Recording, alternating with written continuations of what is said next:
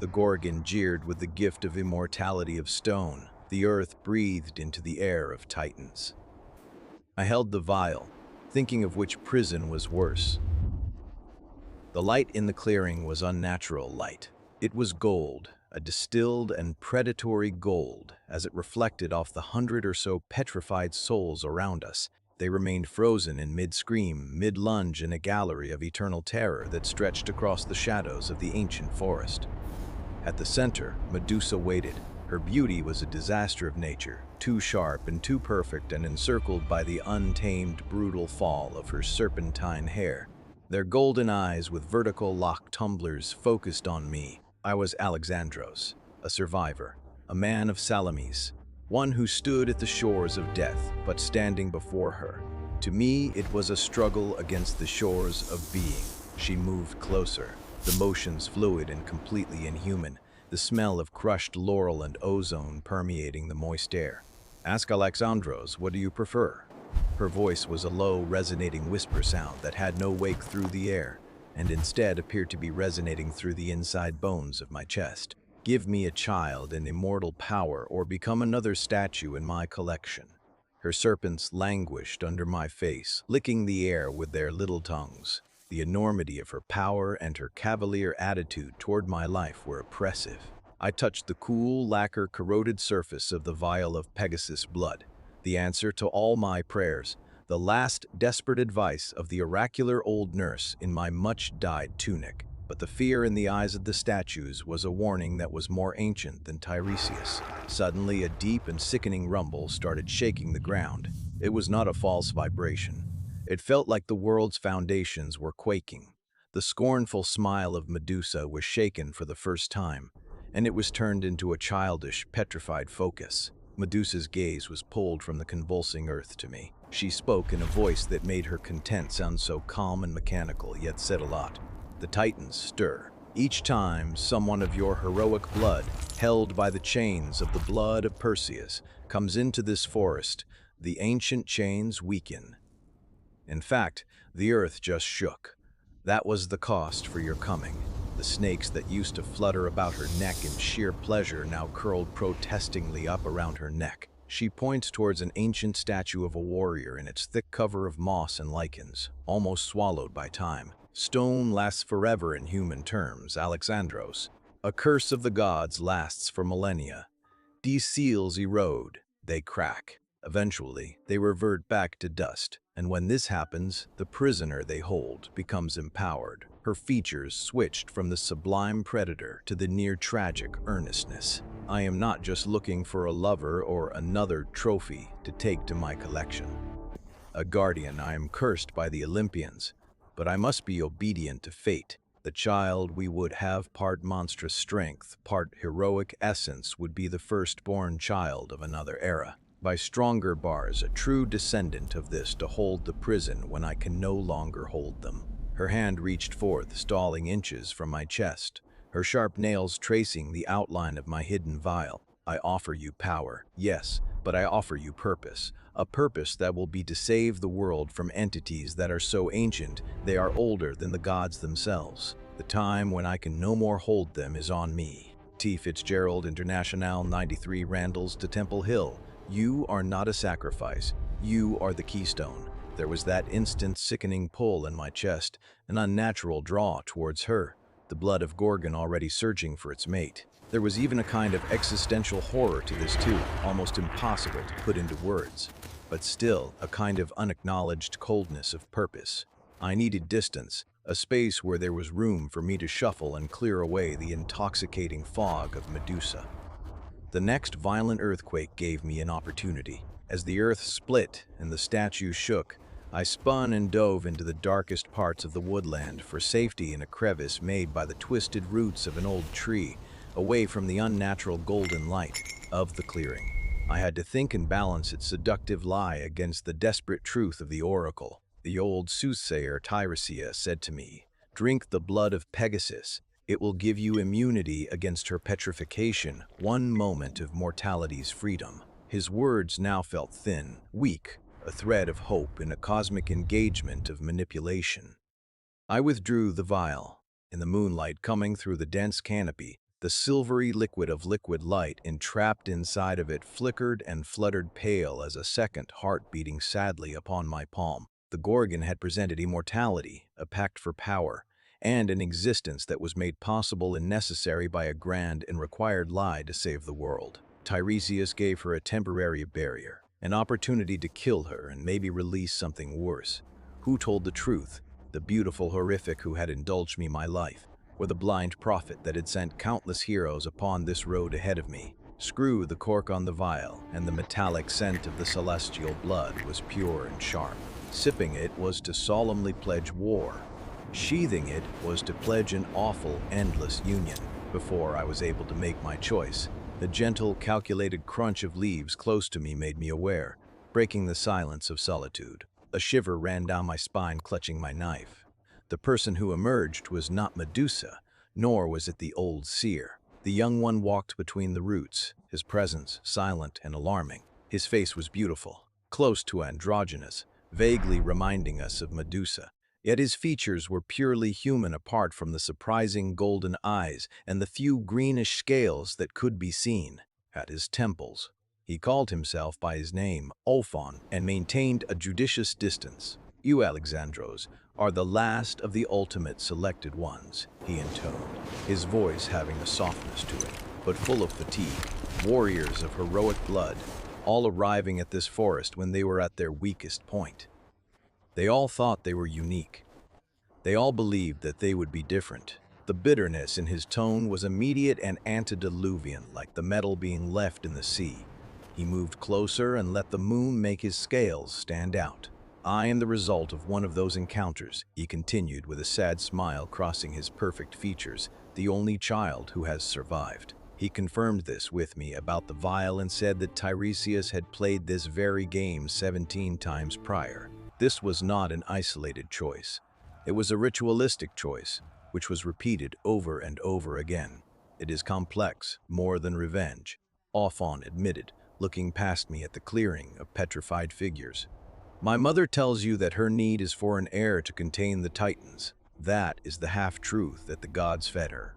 She believes that her curse is a sacred purpose, when in fact it is far colder than that. She is not the seal," pointing to the massive moss-covered form of the nearest petrified warrior. "It is the statues, and all petrified souls, all heroes whom she turned to stone, add power to the seals that bind the primordials below. That is the reason why she is always in need of new consorts. The stone gets weak with time. It gets eroded, and each time there is a crack, the prison becomes weaker." "But you were not petrified," I remarked, and my mind couldn't quite register this horrifying new narrative. "You were in a statue, but you are flesh and blood." A look of deep, century-deep pain crossed Ophon's face. "Because I am different, half human, half what you fear. It is not possible to make my body totally turn into stone. So she trapped me inside a hollow effigy, a conscious prisoner for centuries, tormented to listen to the soundless screams of the heroes she ate." And he rose up, his movement fluid and cautious. "She needed me as a secondary lock, living buffer. They freed me now because the tremors are now too frequent. The seals are falling down with or without her help." There was a knot of dread tied up inside my stomach. The whole mythology that had been given to me was a cage constructed on lies. "Tiresias truly wants to destroy Medusa," Alon stated, his golden eyes locking onto mine. "And she truly believes that she needs a child containing the primordials with Perseus's blood. Both are using you as a vehicle to their desired end. The gods are masters of half-truths, Alexandros." He drew out a weapon that was concealed beneath his simple tunic, a dagger, but no blade from which might be expected anything common. It shone with changing colors like a liquid metal by the light of the moon, in part silver, and again at another moment, coppery. "If you gulp the blood of Pegasus, you can kill her, but the seals would break all the faster. If you follow her, then you are the next link in an endless chain of suffering." He recoiled, flinging the weapon in my way along my feet. With a musical chime, it was set down in the damp soil of the earth. "Or you can follow a different path. You can take Hayatol's stack. Use this. It was made from the same metal that Perseus decapitated her with the first time. Free all the prisoners, me, and you, and all the souls in the stone. I was still frozen in indecision with the dagger of shifting metal heavy in my hands as I fixed on the spot where Ophon had disappeared. The weight of conflicting views lies piled upon half-truths was an even greater load to bear than any Persian armor, for I had ever then found a third way, a way of rebellion and freedom, but how could I believe the one that offered it? A soft and fast thumping disturbed the silence. I must show thee something, son of Athens. It was Tiresias, the old oracle, with his heavily resting gnarled staff. He walked with an astonishing agility, his blind white eyes betraying nothing but a piercing gaze right through me to the conflicted heart of my soul. I need no eyes to see. This whole forest is alive, aware. It is an extension of her and what lies beneath. I followed him, the presence of the oracle giving a wavering feeling of authority to the melee. We walked, and there was no talking except the sound of the intense air we breathed, heavy and unnaturally warm. We went into a piece of the forest, which I had never before visited. That was a perfect round clearing, and there was no vegetation at all. In the middle was a black hole, like the mouth of a bottomless well, an ultimate dark inverse of the starry sky, of course. A searing heat emanated from it, and mingled with the sickening aroma of sulfur and molten metal. Tiresias spoke somberly. The well of the primordials, the entrance to the titanic hell. The gods, he explained to Perseus, had needed a perpetual guardian for this horrifying chasm after the warrior had won his first victory. They brought Medusa back to life, locking her to the forest, for Medusa became the eternally unwilling jailer of the things below. The curse was her purpose. The statues were the chains. Tiresias pointed to the pit, which now bubbled up a reddish glow that was going to burst. They are waking up, he said, his voice spiked with urgency. And the arrival of a descendant of Perseus has accelerated the process. You asked, why you? Why someone who has the very blood that killed her once? He kept his blind eyes all turned on me, because you are the key. Just like Perseus's blood killed her. It can only be someone with his blood that can end the cycle once and for all, either by finishing it or breaking it. I held the dagger Ophon had given me, the liquid metal having suddenly turned cold and vicious. Ophon said that maybe this would kill her, set her free. Tiresias visibly tensed from the name. Have you spoken with him? He gave you the dagger. I revealed to him the weird blade. The old man picked it up in trembling, wrinkled hands and tasted it as if reading him some kind of braille. This is not merely a dagger, Alexandros, he whispers, the true horrible revelation hitting me. It is the key to the well itself, forged not to kill Medusa, but to seal for good the entrance to the world of the primordials. He looked back at me with a level of intensity and intensity beyond his blindness. Ophon does not want to set you and your fellow prisoners free. What he wants is to let go of what is down there. He is old, much older than he looks, not just the child of Medusa, but a primordial fragment, washed from millennia past. He was the one who gave her away to Poseidon and initiated this whole curse. The fragment snapped shut with a hideous click. If I killed Medusa with this dagger, I would not close the well, but open her. We heard a resounding roar rumble from below that rattled the air we breathed. The roar from the depths was no longer far away. It was here, a physical force shaking in the air and rattling my teeth. Before I could take in the horrifying implication of who Ophon really was, a sound breathed hissing in the clearing. The serpents of Medusa. What do you think you're doing, old traitor? The Gorgon's voice sounded sharp and completely changed with Fury's plunge when she rose from the shades of the twisted trees. Her supernatural beauty was now engraved with a raw, contained violence. Her scales shone in the dwindling moonlight, and her claws were out. Unmasking things you've kept hidden for far too long, Tiresias responded, standing his ground, unafraid of the creature that he had helped curse. Truths, Medusa was laughing, the sound as cold as the cracking of ice. Didst thou tell him it was by thee to the gods her traitor was betrayed? Were thy prophecies but tricks to work with fate for thine iniquitous ends? Tiresias was dumb and thin-lipped.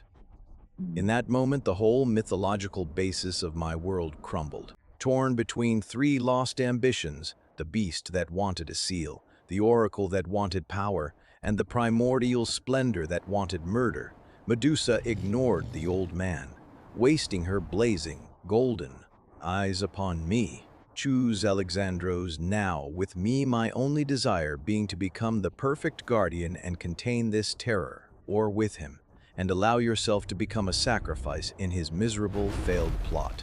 The earth split open inches from the well, poisonous greenish vapors billowing upon.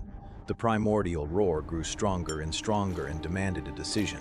I felt the vial of Pegasus blood heavy against my chest, and in my hand, cold, the dagger that Ophon had given me, the key of destruction. There was no time for counsel, space for nothing more than blind faith. The choice became clear in my mind with utter absolute certainty. I trusted none of them. Each of the figures in the clearing, the Gorgon, the Oracle, and the Half-Blood, was a lie upon an agenda.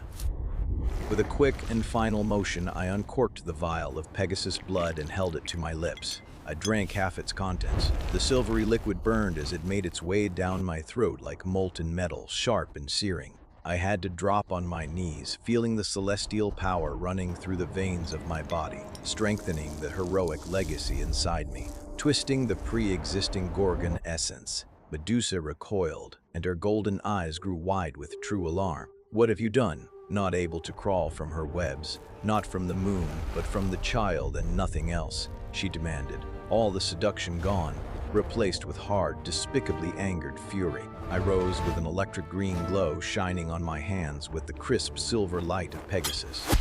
"What were none of you expecting?" I answered. In the same movement, I flung the remains of the vial, not on Medusa, but directly into the golden eyes of Ophon, who had come silently to the edge of the well. He screamed, a high, inhuman sound, toppling back as the silvery blood burned his serpentine skin.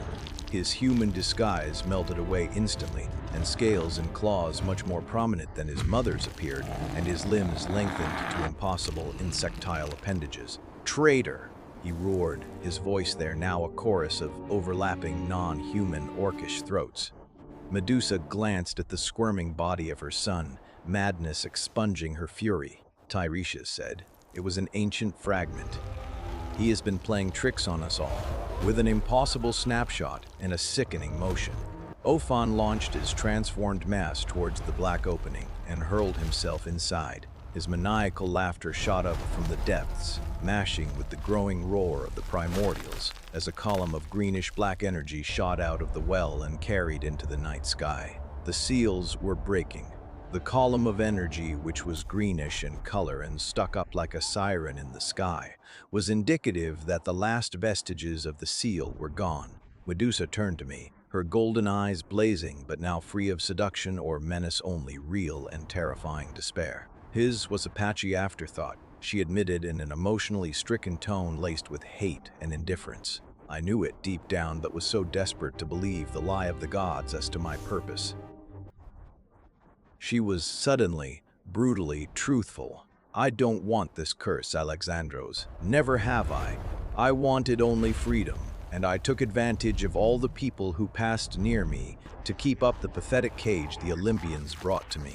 The roar from the well increased, a snapping sound that was even more wet, and the ground began to tear itself apart. Shaking the dagger, the true seal now, I brought it on for her, hilt up, and said, "You can still defeat him." She only lingered a moment before taking the blade. Our mirrored palms of colors seemed in the common lap, and in that quiver of filament of amenity through which remembrance of bread lit too with flame, our seas of blood, twin and contradictory, blended likewise from the same sprinkle of the rain. Tiresias was running towards us, his face expression turned pallid with haste. "The dagger without any other weapon will not suffice. It is the key. But in order to lock it, we need a fuel source, a sacrifice. Gorgon blood mixed willingly, irrevocably, with hero blood." We looked at each other, knowing what the oracle meant. There was no time to conceive the perfect heir. Medusa spoke first, her voice resigned to accept a fate against which she had fought, minding her millennia. "But our blood is already mixed in you, Alexandros, with your celestial blood, made stronger. I understood the plan. The seal would not be by the hand of a child, but by the as a part of something, bigger than itself so as not to break the symmetry. Sella bought. Sella, no! This repeat of robotic merging. "Now try again." I grasped the plan. The seal would not be the child and yet would be the ultimate fusion of our essence, transforming one of us into the living prison. I was not going to be able to survive the ritual. I am doomed, I prophesied and warned with the words, the raw, naked sound of acceptance. Seeing that his situation was hopeless, Medusa responded, "None of us shall go if we do not take that chance." A foolish tremor, more violent than anything Tiresias had ever felt, tore through the forest, throwing him to the ground. Ancient trees leaned precariously, and from afar I heard the dreadful sound of falling statues, the petrified soul of each reborn, finally becoming dust. The primordial chaos was eating the forest. Medusa grabbed the dagger and cut into her own palm with a smooth, swift, and no-nonsense hand and gave me the blood. "The last seal," she said, her voice loaded with the weight of millennia of sufferings, blood willingly shed. The lame boy gave a simple high-pitched laugh mimicking her gesture, and then, with the seal destroying his command, made his palms bleed. We pressed hands together, bleeding for the first time, feeling the pain of acute perception and immediacy. But it was not the only thing. A mutuality, unbreakable, an understanding of hero and monster. In her golden eyes, I saw her whole life, the priestess, the betrayal, the curse, the lonely desperation, and the fury. She saw mine, my childhood in Athens, my ascendancy as a warrior, betrayal, and the hunger for redemption. At that moment, we had become one, but not by love or lust, but by common sacrifice. Tiresias shouted commands, his voice barely audible over the cosmic roar. "Now! To the well!" We had our hands still entwined and walked to the edge as if only half spent. The mixture of Gorgon green and hero silver spilled into the abyss below us. "I hated the gods," Medusa whispered, and I knew she meant the gods, but I despise what waits below there more. Ophon's monstrous shape reared partway now, a mass of tentacles and impossible jaws with infinite eyes gazing at us with a cosmos's hatred. "There's no restraining the tide," they shouted in unison voices. "We will rule again." "Not today," I replied. In identical silent agreement, Medusa and I dove together into the well, the dagger held in our conjoined hands. The eclipse lasted for an eternity, but the shock was immediate and decisive. A scream from this reality, alien to our own, shook all of existence, and there was a terribly bright, gleaming white light that burned us. I saw the life of Medusa and all its innocences and betrayals and curses and the chill, sad, measureless millennia. And she saw the life of me, the pride of a warrior, the Persian tortures and the last desperate choice. In the compressed flash of existence, we touched the bottom of the abyss and drove the dagger deep into the very heart of the primordial power. Then, silence. I opened my eyes at dawn. Dry summer, I lay in a field of olive trees, the morning dew cool and damp on my skin. Peacefully, beside me, a woman of simple beauty slept soundly. Her hair was black and curly, spread over the grass, human hair and no snakes. Medusa was mortal, was human again.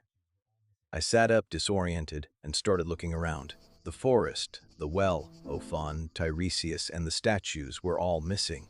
There were just the two of us left in a peaceful olive grove beyond what seemed to be the hills around Athens, miles in the distance. We stared at each other dumbly in silence. "It worked," she finally answered, styling her eyes again, which were no longer gold, but an intense, deep, peaceful green. I attempted to get up, and a sharp pain lanced through me. I glanced below where the vial had lain next to my chest. However, on my chest, deeper than the fibers of my flesh and just beneath the surface of my skin, there was a silver scar, faintly colored with the electric green of Gorgon essence, pulsating weakly. With the rhythm of my heartbeat, Medusa laid her hand on the prize and touched the mark with the tip of her finger. "You are the living seal now." I understood at once. The prison of the primordials was still there, just in another form. It was within me, my blood of mixed stock, blood willingly shed for it, sustaining it. I could feel the contained and latent power. "How long?" I asked. "I do not know," answered the honest girl. "This has stood the test of time, and no one before you has ever done it. A new destiny, a burden looked at as eternal, lay there for us in the new sun. Pulsing scar, selected prison, and gift. At this point, I was the closed abyss, the monster's hero, ready to be sent for Athens.